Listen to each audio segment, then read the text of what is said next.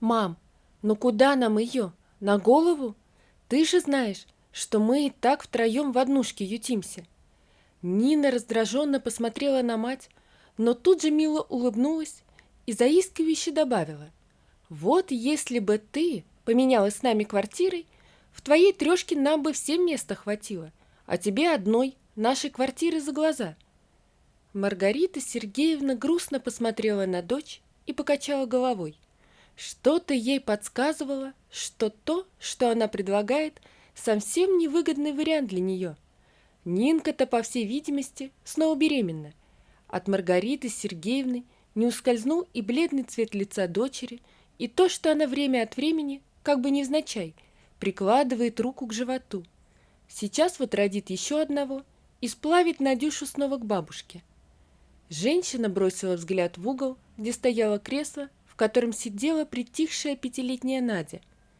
Ее мать, Нина, дочь Маргариты Сергеевны, выскочила замуж сразу после школы, по большой любви и по такому же большому сроку беременности.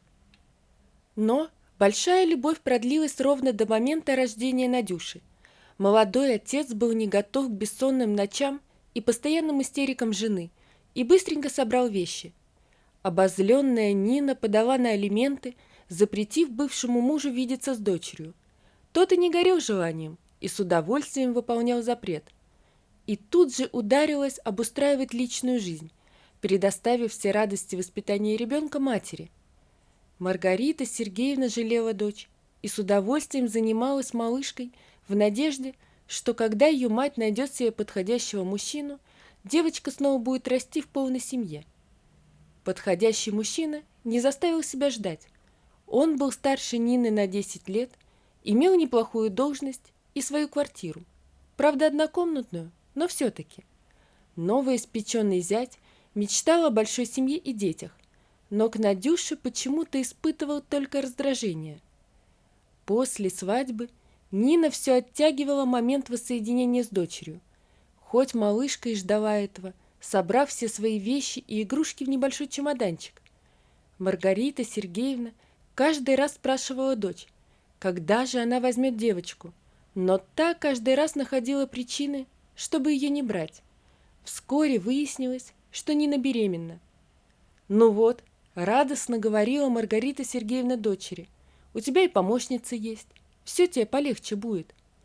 Надюша с нетерпением ждала появления братика или сестрички. Она думала, что если будет помогать маме, то та ее больше никогда не отдаст. Ей так хотелось жить с мамой и папой, как другим детям из детского сада, в который она ходила. «Мам, я не буду забирать Надю», — воскликнула Нина в один из своих приходов к матери, когда та начала снова спрашивать о том, когда дочь собирается забрать ребенка. Петр, конечно, любит детей, но своих. Ему чужие не нужны. Да какая же она чужая? Опешила Маргарита Сергеевна. Это ж кровиночка твоя, а ты его жена. Мам, все. Если тебе сложно с Надькой, давай ее сдадим в дом-интернат. От таких слов дочери Маргарита Сергеевна схватилась за сердце. «Уходи», – прошептала женщина. «Мне стыдно, что у меня такая дочь». Нина, фыркнув и громко стуча каблуками, ушла. В углу тихо плакала Надюша. «Не плачь, милая», – Маргарита Сергеевна кинулась к внучке. «Мы с тобой будем вместе жить. Мы еще ого-го как заживем».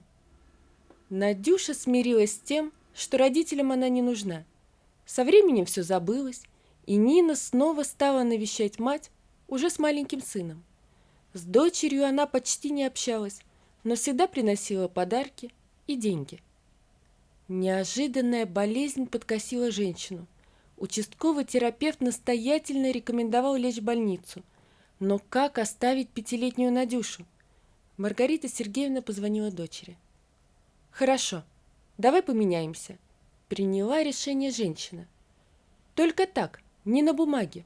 Вы переедете сюда, забрав Надюшу, а я в вашу квартиру». «Мам, ну ты что?» — искренне изумилась Нина. «Мы вообще-то думали, что ты нам эту квартиру перепишешь, а мы тебя в свою пустим. Все равно ведь эта квартира мне перейдет по наследству. Так сразу и оформим, чтобы мне потом по нотариусам не бегать и полгода не ждать. А ты живи в Петиной квартире сколько хочешь. Петя не против». «Ох, спасибо, благодетели!» — разозлилась Маргарита Сергеевна. «Только кто тебе сказал, что квартира по наследству к тебе перейдет?» «Ну как?» — удивилась Нина, не понимая, от чего злится мать. «Я же твоя единственная дочь. Кому она должна еще перейти?» «Убирайся, и чтоб духу твоего здесь больше не было». Изумленная и раздосадованная Нина ушла, а Маргарита Сергеевна тяжело опустилась на диван. К ней несмело подошла Надюша. «Бабуль, может, мне уйти?» — спросила она. «И тебе легче станет, и мама перестанет злиться». «Да что ж ты такое говоришь-то, милая?» Женщина обняла малышку. «Мы с тобой еще им всем покажем. Вот только подлечусь немного». Всю ночь Маргарита Сергеевна не спала. На утро пришло единственное верное решение. Женщина взяла телефон и набрала давно забытый номер. Виталий задумчиво смотрел в пол, сидя на диване, когда с работы вернулась Полина. «Любимый, что-то случилось?» — всполошилась женщина. «Да, Поль, мне нужно тебе кое-что рассказать. Прости, что раньше это скрывал. Боялся, что ты меня бросишь». «Господи, ты что-то натворил?»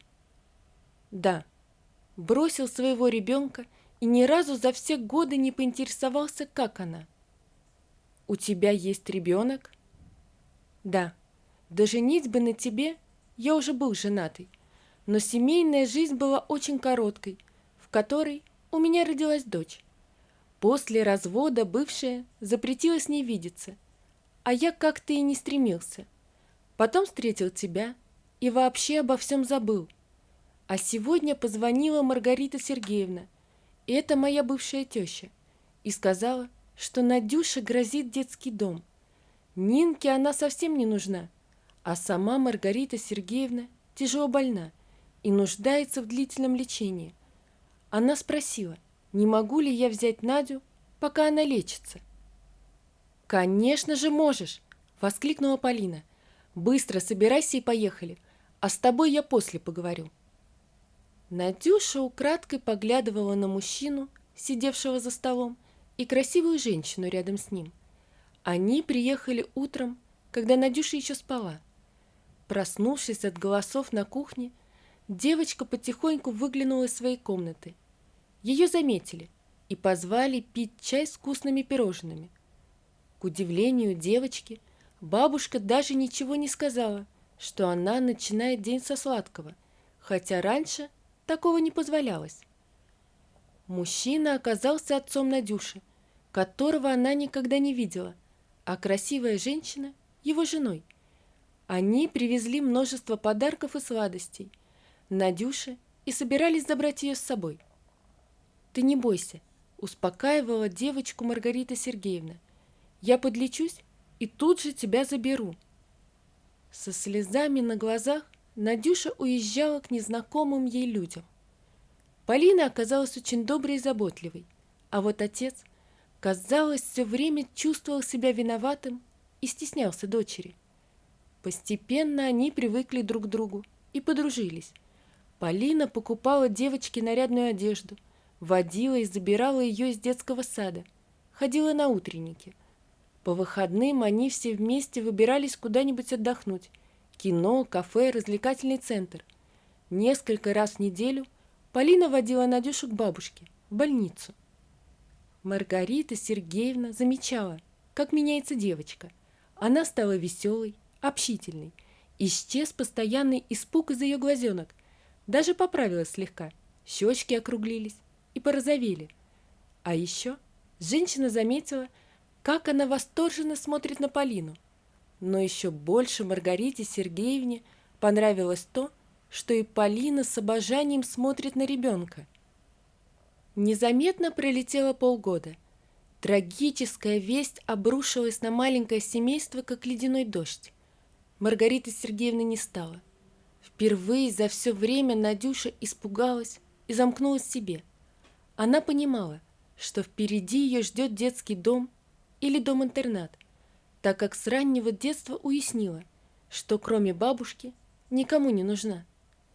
Надюша сидела в старом кресле бабушкиной квартиры и ждала, когда за ней придут. Взрослые находились в соседней комнате, на поминках. Девочка не заметила, как уснула. «Надюш, Надюша!» Кто-то тронул ее за плечо, но девочка так обессилила от переживаний, что не могла даже открыть глаза. «Виталь, не буди ее!» — произнес знакомый ласковый голос. «Пусть спит, умаялась бедненькая». Кто-то поднял ее на руки и куда-то понес.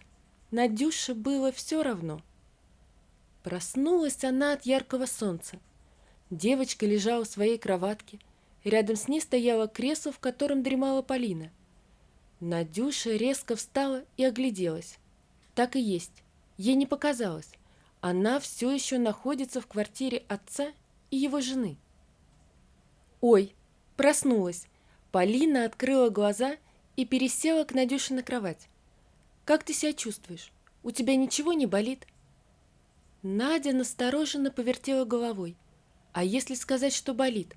Может, ее еще на чуть-чуть здесь оставят?»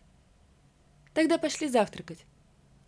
После завтрака Надюша собрала свои вещи и собралась сама. Вышла в гостиную, где сидел отец с Полиной. «Я готова». «Куда?» — в один голос спросили взрослые. «Ну как? Вы ж меня в детский дом, наверное, хотите отдать?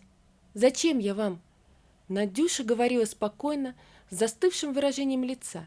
Она увидела, как побледнела Полина и как покраснел отец. «Что ты такое говоришь?» – прошептал Виталий и побежал за успокоительным для жены, видя, что та на грани обморока. «Никуда мы не собираемся тебя отдавать. Ты будешь теперь всегда жить с нами. Все необходимые документы мы оформили еще месяц назад. Сейчас дождемся от твоей мамы разрешения, и Полина тебя удочерит». Надюша не верила своим ушам. Как? Ее хотят оставить? Полина будет ее мамой? Неожиданно напряжение последних дней дало о себе знать, и девочка заплакала. Полина тут же подскочила к ней и схватила ее на руки. Так они вместе проплакали, пока Виталий не прикрикнул. «Так, хватит сырость разводить. Пойдемте лучше погуляем». Нина с искаженным от злости лицом вылетела пулей из кабинета нотариуса. Мать все завещала Надьке. Никто не имел права распоряжаться имуществом девочки до ее совершеннолетия. Ни родители, ни опекуны. Вот ведь вредная старуха. Полина за руку с Надюшей вышли на улицу. За ними следовал Виталий. Они увидели, как Нина, отчаянно жестикулируя, что-то объясняет стоящему рядом мужчине с коляской. Затем, словно почувствовав их взгляд, она обернулась и подбежала к стоявшей на крыльце троице. «Я с удовольствием откажусь от этой девчонки», — брызгая слюной, проорала женщина.